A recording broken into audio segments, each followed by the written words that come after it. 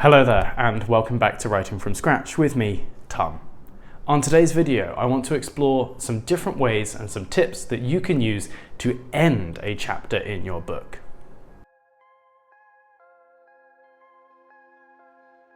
In the past, we've discussed how we can start our chapters, how we can look at an effective opening sentence. We've discussed how to write our first chapter and our second chapter, but something we haven't explored is how to end a chapter. Ending a chapter can be just as difficult as starting a chapter. You need to know what tone to finish on. You need to be able to identify when the right point is in that story to make a closure and a line before moving on to the next chapter.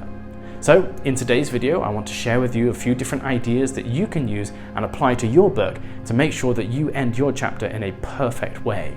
I also want to talk about the impact and the effect of each different technique can have on your reader and when and where you should use them. Because after all, just like starting a chapter, there are many different ways we can end one, and they all have different utility and different effects on the reader. So let's explore that a little bit now. The first, and perhaps most obvious choice, is to leave the chapter on a note of closure. If you've had a big dramatic dialogue in a chapter, it's natural to finish the chapter once that conversation has ended and the story has moved forward. Try to find those lulls in the story, where things have moved on, but it seems like a good time for the reader to catch their breath.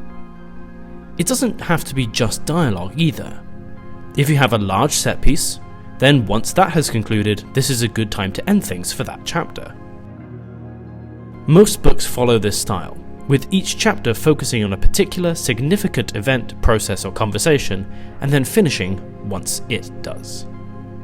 The second choice, and another common one, is to leave your chapter on a cliffhanger.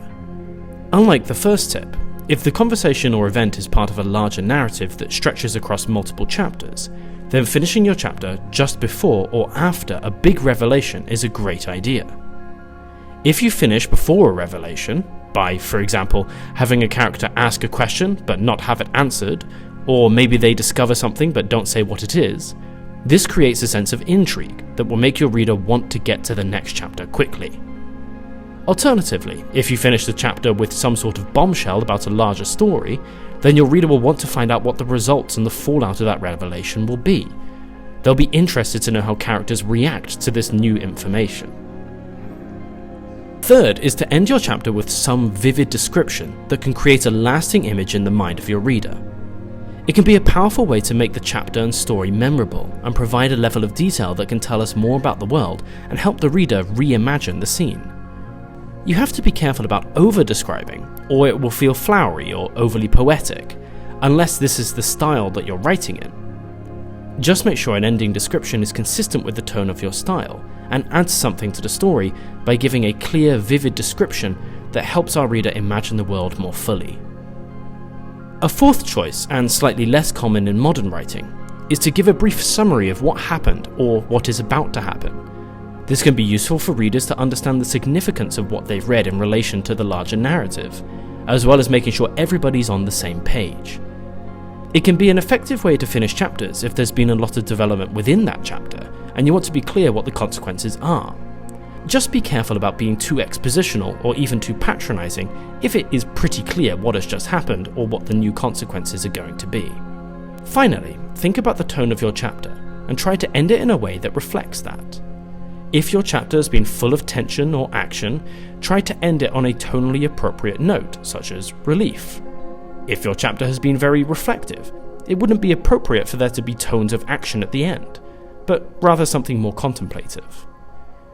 This isn't hard and fast, and sometimes subverting the expectations of your audience by striking a tonal shift can be effective, but it's a very high-risk strategy and could alienate your readers or come across as manipulative or contrived if executed poorly. So that's all we have time for today. Thank you very much for watching this video on 5 different ways that you can end a chapter.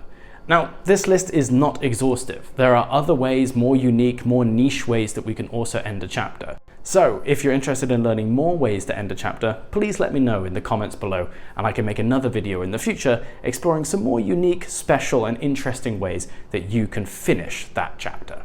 Thank you very much for watching. Please consider liking, subscribing, and sharing the video with your friends. I'll see you next week.